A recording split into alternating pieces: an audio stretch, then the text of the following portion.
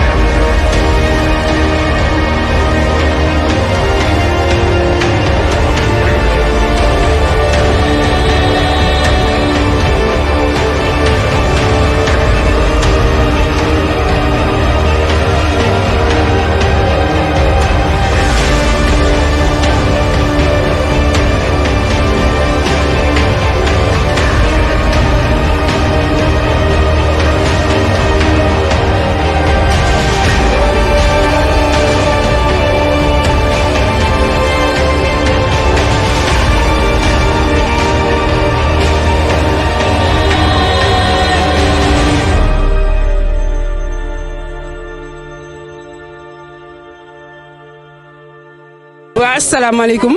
maa ngi lay nuyu di la jaajëfal di rafetlu jotaay bi ñu fi indi tey waaye man maa ngi tudd Khady Gueye bokk sélection Thiada ba Jalaaw. waaw cosaan ak aada rek ndax ñun moom ku ñu xam ku nekk xam ñu dañuy yëngatu si cosaan ak aada waaw ñun dañuy théâtre dañuy fecc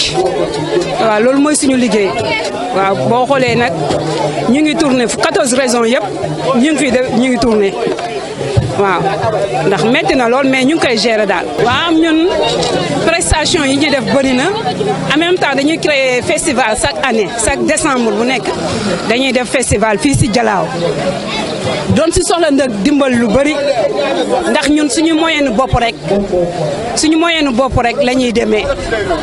waaw parce que gisuñu ñun ku ñu jàppale yàgg nañ si aar bi depuis 2013 ba léegi ñi ngi si di soxla nag ñu jàppale ñu talal loxo la ñuy def ñi ngi sàkku si ñëpp ñu ñëw jàppale ñu may ñu doole. waaw jafe-jafe yi moom bëri na ndax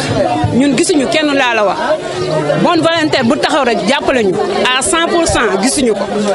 ndax ñun suñu couleur bii nga gis nii chaque décembre bu nekk laa la wax ñu ngi si 7e année mais ba léegi gisuñu ñun ñoo def suñu moyen bopp kon ñun dañoo manqué financement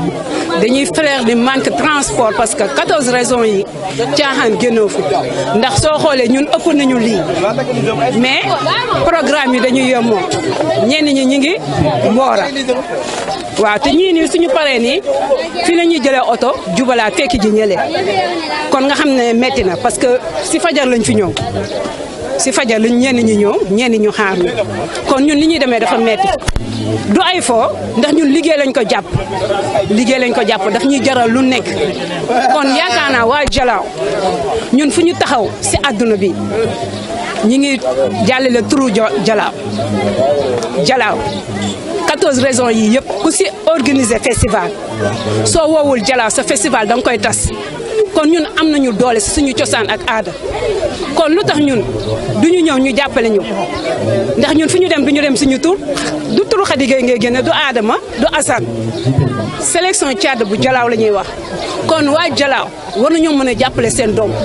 ndax fu ñu dem nag suñu nawle yi ñuy taseel yëpp seen autorités yi dañuy ñëw taxaw bokk ak ñoom seen festival ba mu jeex tag dañ leen di jàppale si taxawaay si financement lépp dañ leen koy defal ñun pourquoi ñun ak aar bu lu riis li ñu yore lu tax ñoom mënuñu ñoo defal loolu. waaw parce que ñun Jalaaw la base bi Jalaaw la waaye yàlla moo ñu def ni suñu génnee fu ñu génn ku nekk day am ku ñu topp ndax gis suñu cosaan ak aada bi ñuy liggéey mu sell wér te ñuy dugg si pochette bu nekk dañ fay génn loo leen woo dañ lay wuyu dañuy def création yu mucc ayib création ak danse dañ koy créer cosaan ak aada lépp dañ koy def mën naa la présenter kii Maman Ndione lañ koy wax si sélection Thiada kii Mami sélection Thiada kii Adama Gueye sélection Thiada xër yi seeni boo ngi nii moom nouveauté la moom it dafa nekkaat si beneen association en plus. sama bëri histoire daa ngi nii xaajukat bi Palamine Assane Ndiaye waaw Alassane Thiandoum waaw suñu kàddu du mujj ñu ngi rafetlu lii ak yëg-yëg bi ngeen am ba wooñu te xam naa ne bu ñëpp doon def ni yéen peut-être ñun fi ñu toll dinañ ko dépasser ndax dañu bëgg a talal suñu loxo ñi ngi préparé waat suñu festival décembre bi di ñëw incha allahu rabbi ñu ngi si woo ñëpp di sàkku nag ku ñu am koo ñu mën a booleel mu jàppale ñu ñun ñu ngi lay talal suñu loxo ndax loolu rek moo ñu tax a jóg dañuy ndaw ndax mënoon nañu ñii car macha allah mën nañoo def lu nekk mën nañoo dem fu nekk mais aar moo leen ñëw parce que cosaan bu demee ba war a dee fii si Jalaaw ñoom ñu jóg volontaire ni dañuy dekkilaat cosaan kon ñun ñu war a jàppale lañu ñun ñu joro ñax njikkal lañu ñu ngi leen di ñaanal nag gudd fan ak wér di xam ni tax ngeen woote fii yàlla ngeen si am lu kawe seen jox ñu ngi leen di jaajëfal merci beaucoup. Référence TV,